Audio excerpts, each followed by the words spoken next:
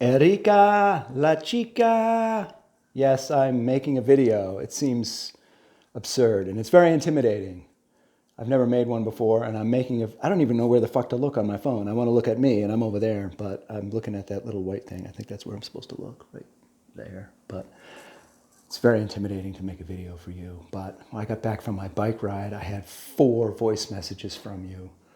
Oh, that was like Christmas and my birthday and I was going to say Easter, but no one does anything good on Easter. It was like 4 holidays. And the first one said you're coming to visit me. So I thought I got to do a video to show you my house. I have lots of space. I don't have any fucking furniture yet because there's a virus going around and all the stores closed. And I bought some shit on Wayfair and it's mostly styrofoam. You get mostly styrofoam and cardboard and you have to spend money and spend a lot of time disposing of that for some shitty furniture. So I'm waiting for the thrift stores to reopen because that's where the good stuff is. So this is my sunroom. And there's my son. Look who it is. Yeah, it's the Curly Burly. He lost a tooth the other day. I think he's got gum disease. Curly, say hi to your friend Erica. What the fuck are you doing in my seat? Anyway, I got you a box from Staples. He only does that when I'm not home. So this is my sunroom, and I work here and kind of live here, and I do yoga here. And this is my mountain view. Yeah, those are the Rocky Mountains, and there's Pikes Peak up there, the white one. And yeah, I sit here all the time because it's a sunroom with a mountain view. This is a bedroom. Probably be your bedroom when you come. It's a big bedroom with a new bed. And yeah, my clothes are lying around. Yeah, but my burrow. Oops, that's my burrow. You remember my burrow? So yeah, I sleep with some ass. I get some ass. There's the burrow. So yeah, my house is empty. So I apologize for that. The only furniture in this room is me BC over there. Big room. Old coal fireplace. Non-functional. Who would want to burn coal anyway? We'll go out front. The other place where I spend half my life is my front porch. And right now I am hardening off vegetables for my garden out back, which I'll show you. These I've grown inside, but I gotta get them used to the outdoors. The breezes and the heat and the humidity and all that discomfort, so they don't die when I stick them in the ground. You probably know about that. I don't know anything about it. I'm learning as I go. But I got some lettuces and kales. I got tomatoes. These are gonna be huge, like 6-foot tall Brussels sprout plants. I'm gonna get more of those, and more lettuces and broccoli. And yeah, so I'm growing all that stuff. And this is my view of the Rockies. And this is all my crazy landscaping with just flowers and stuff popping up every day, like that one that I sent you, that picture I sent you. I watered them last night and that one was not bloomed. And then this morning I woke up and I see that flower and I ran out and took a picture of it and sent it to you. And by the way, when I send you stuff, it's like I'm just blowing you a kiss. So not expecting a reply. Ooh, what is that over there? Yeah, I interrupted my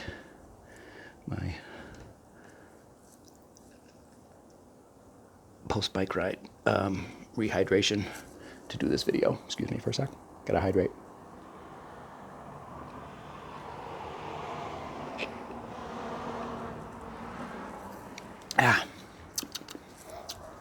Low ABV, 4.6, so 4.8, something like that. So not too few.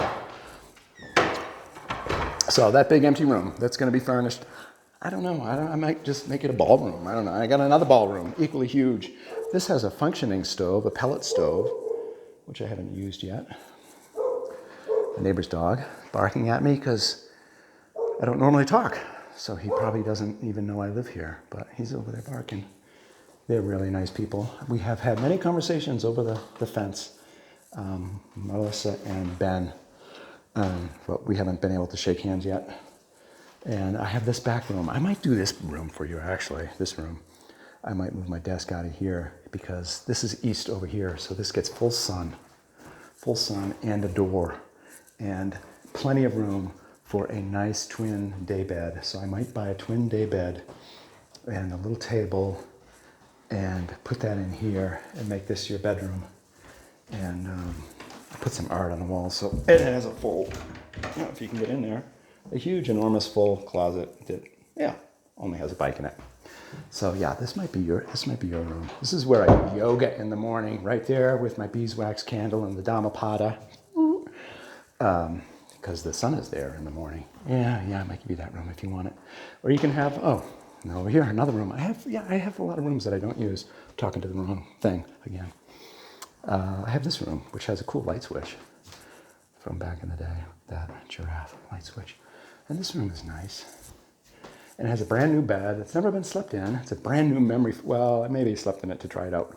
Excuse me. Oh, that's what happens when you guzzle a lager. Thrift store. Gotta love the thrift stores, man. Piece of maple, maple furniture. A nice big bath. Only one bath, but it's big. And it's got a window in the tub. And the shower head is absolutely amazing for cold showers, which I take every morning. It is the best thing. It is better than meditation. I do both, but this, you don't even have to try. You just turn on cold water and wow, the stuff that happens. And look at how neat and clean this guy is in some regards. I do keep the bathroom clean. And hey, Curly. And then I got a kitchen back here, huge kitchen, again, not really furnished, a little table. And big kitchen. And I got a full basement down there. I don't know who needs a full basement, but I have laundry down there, and I have a chin-up bar if I can ever go rock climbing again. So yeah, really nice kitchen with the 2 stoves, which I like, and a dishwasher that I don't use. The best part of this place, I don't know if it's the best part, but it gets compost again. There's a compost bin. And in addition to all that crazy landscaping out front that I showed you, I have crazy landscaping out back. I'm waiting for the sprinkler system people to come and blow it out, and so I can just flick a switch and water the stuff, because right now it takes me an hour and 15 minutes a day to water it by hand to keep it alive until they come, and just clean out the sprinkler system, because there's so much of it here and I'm trying to keep it alive. And it was irritating me because it's so time consuming. And then yesterday I had a little moment where I realized the upside of me spending an hour and 15 minutes every evening watering all this stuff by hand is I know every fucking weed now, and I'm attached to them, because like a dandelion is not a weed to a bee, it's pollen.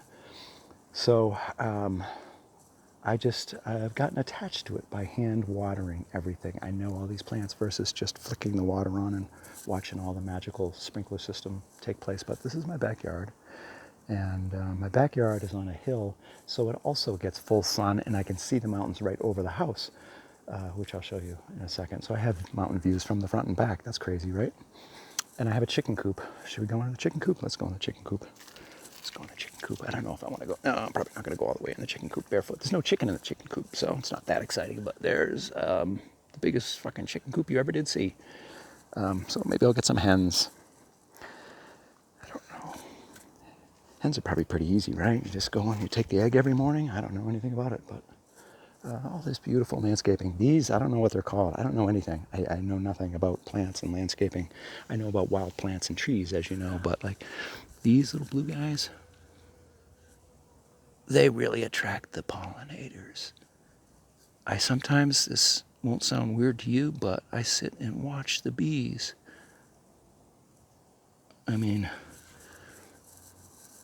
I sit and watch the bees. I definitely sit and watch the squirrels too. The squirrels are a blast. Big side yard. We'll get there in a second. Grass, I don't know what that's good for. I have a swing. These are all rose bushes, so these are going to go absolutely apeshit in the summer. Flowers that haven't bloomed yet. I planted some onions. We'll see if my onions grow. I didn't do any real soil prep there. And I heard that onions are a bitch to grow. They need perfect pH and all this difficult stuff. So up here are my garden beds that I haven't planted yet. There's some leftover strawberries there, but I have all these beds, these 4 raised beds that's where all my veggies are going to go. You can see the bags of manure just waiting. And over in the corner there is my compost bin. So, composting again. And then I have this ridiculous 2-car garage, which, I have a shitty old truck, so why would I put it in the garage? So I don't know what I don't know, if you come here and you get a car, you can put it in the garage. We could do something with that, couldn't we, though? The dance floor. They have parties in there, yeah. And that's the alley out back. I can also park out there. So yeah, here's my mountain view from out back. Is that the craziest thing? Sit on the swing, or sit here, or sit on the grass, or eventually some lawn furniture when stores reopen. I don't want plastic shit from Walmart, so I gotta wait until the real stores reopen. They actually have reopened in Colorado. I just haven't been to them yet. Things are loosening up here in Colorado. All kinds of plants. So yeah, this is the place. You are welcome to come and stay for free for as long as you want. There's the flower that I took a picture of this morning for you. And these trees, these funky trees that have been trained to grow a certain way at those 90-degree angles, these are crabapple trees, and pretty soon they're going to pop and explode. And bees apparently love these flowers. So these are going to be pink blossoms all over these crazy trees.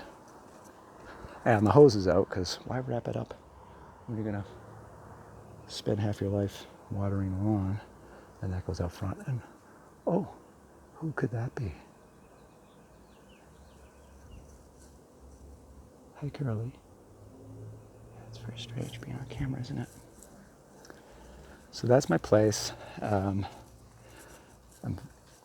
very excited to hear about your book, and can't wait to read it. So if I can be a advanced reviewer, send it to me. And I'm doing well. I'm definitely isolated here because all the groups that I was a part of, my rock climbing gym and my running groups and my meditation groups, yoga groups, all of them. I was going 5 or 6 different things a week, not to mention occasionally out to some live music or something. That all came to a crashing halt. I have acquaintances, but none of them are in the friend category yet. So my longest face-to-face interactions are when I pass someone when I'm walking down the sidewalk at night and I just strike up a conversation, or sometimes with my neighbors. I've met most of my neighbors, strangely enough.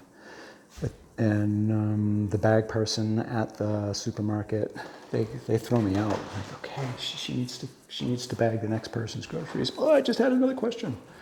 So yeah, it is a little lonely. I like being alone, but I'm also very social, so I'm fucking sick of it. But I'm doing really well. I have a very disciplined routine, and build is going well, and I'm busy.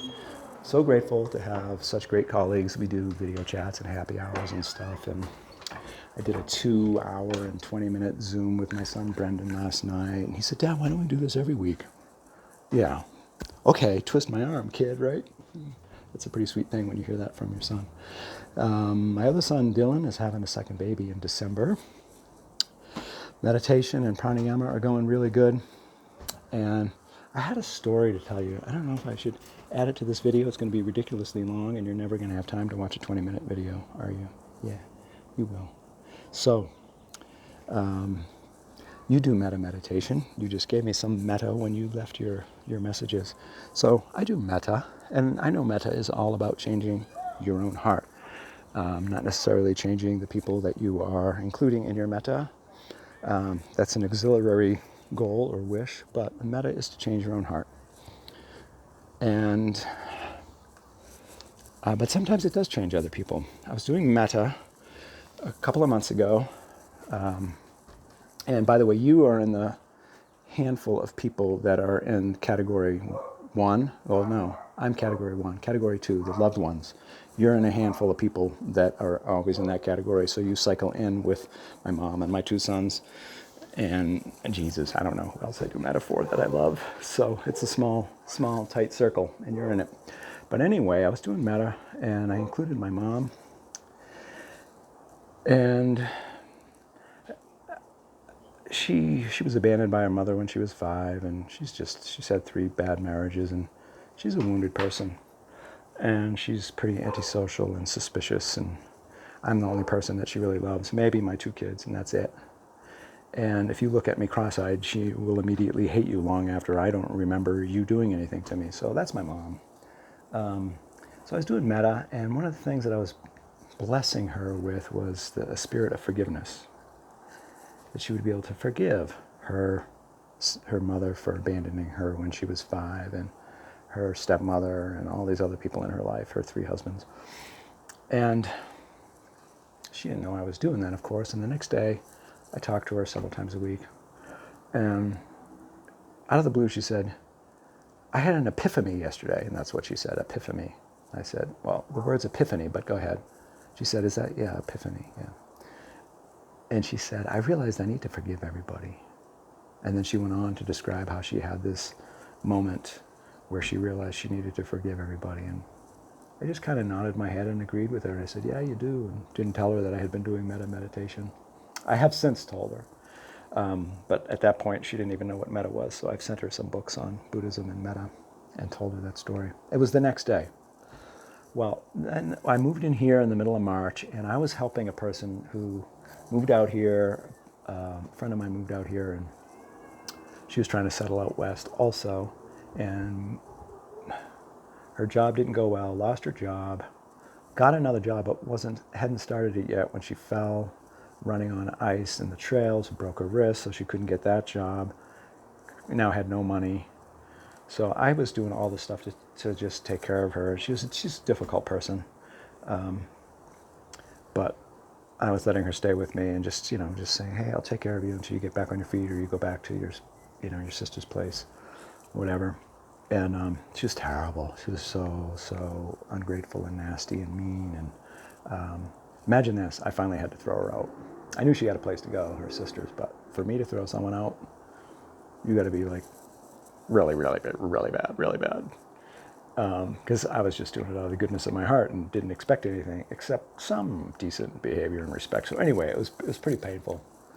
And the day I moved in here, I think I told you, I found that crystal, that quartz rather, that rose quartz. It was on this thing. And that thing was over 6 feet high off the sidewalks. There's no way you could put it up there by accident. So that happened to be here the day I moved in.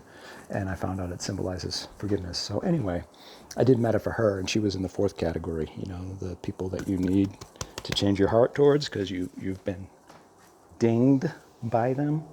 So it was about 3 weeks later. I hadn't heard from her, didn't ever expect to hear from her again because I threw her out of my house.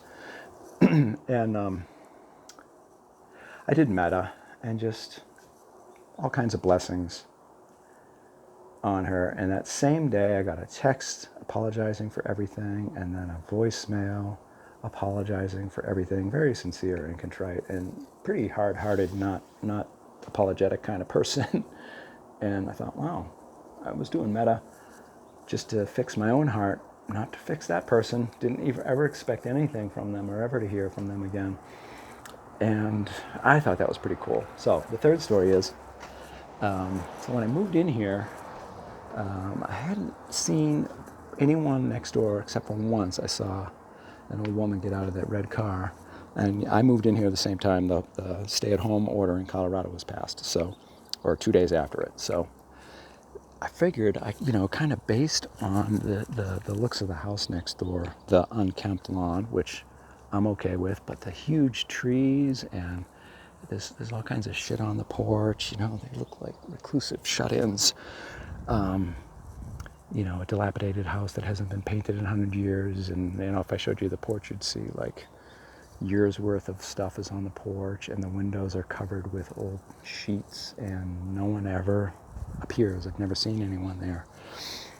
So I'd been here for a couple of weeks, and I wrote a nice card, and I walked over and I stuck it in their mailbox, and in it I just introduced myself with my name and phone number. I said, I'm your new neighbor. If you need anything like groceries during this time, please just call me, drop a note, leave a message, knock on my door, whatever. And I didn't hear anything. It was fine. That wasn't the point. The point was just to see if, there are old folks that need help or something. I have no idea. So I left that note. Here, you can see their porch from here. All the stuff on their porch. Curly, you're everywhere. How do you get in every fucking window? So, it's just, you kind of wonder. And the only people I've seen come and go from that house was today, and it was an exterminator. So anyway, that's just some background. Left the note, forgot about it. A couple of weeks, I think, 2 weeks passed. And then they have a dog that I also haven't seen, but they let him out at like 4 in the fucking morning. I don't get up at 4 in the morning, or 5, or 6. I get up when I wake up, which is hopefully 7. But this fucking dog starts barking at like 5 in the morning. He doesn't bark all day, but he barks at 5 in the morning. And any dog barking at 5 in the morning is annoying, but this dog has the worst bark. He sounds like a dying old man. And he's waking me up. So about 10 days ago, after about 3 days of this, I thought, I'm gonna live next to this for the foreseeable future. This fucking dog waking me up every day. So this is a true story. I was out hiking at the Garden of the Gods, or running, when I should have just been happy and blissful like I normally am when I'm running there. But I was thinking about that damn dog and those damn dog owners. I don't have a problem with dogs. It's never the dog's fault. It's the dog owners. Same with kids, right? Kids misbehave. It's not the kids. It's the kid owners. So I'm having a lot of anger towards people that I haven't even seen. And I thought I could go knock on the door and, say, hey, what's up with the dog barking at 5? Can you do something about that? But I'm going to be testy from the outset, and I haven't met them yet. So that's a shitty way to start a relationship with your next door neighbor. So this is all true, what I was thinking. So I thought, I don't want to do that. I thought maybe I could buy some rat poison at the hardware store and then buy some, frozen meatballs at the supermarket and put the rat poison inside the meatballs and sling the meatballs over the fence and poison the dog and kill him. This is, these thoughts entered my head. And I thought, I can't kill a dog. And then I thought, maybe I'll buy one of those aerosol air horns, that they sell, that they use at sporting events. And when the dog starts barking at 5, I'll put that thing out my window, because I'm about 10 feet from their window, and just start blasting it. I had all these thoughts on that run. Not proud. Next morning, guess who was in category number 4 in my meta? My unnamed, unknown, unseen, annoying, reclusive, hoarding, invisible, nameless next door neighbor or neighbors. I did meta to change my heart. And I was at like 6, 7 in the morning, whatever. That morning, interestingly, the dog did not bark and wake me up. So I did meta for them, him, her, it, whatever. And then I went out and I made my coffee and I fed my cat, and then I sat down in the sunroom and I was about to read, but I saw I had an incoming text from Brendan, so I looked at my phone and my phone rang. 7:30 in the morning or something like that, and it was a 719 number, which is Colorado, and I thought, so it's probably not a telemarketer, but I don't know who it is, my realtor, my dentist, I don't know. So I let it go to voicemail, and I checked my voicemail, and there's a message. Hey, Will, this is Gloria. Your next door neighbor. Yeah, it still chokes me up.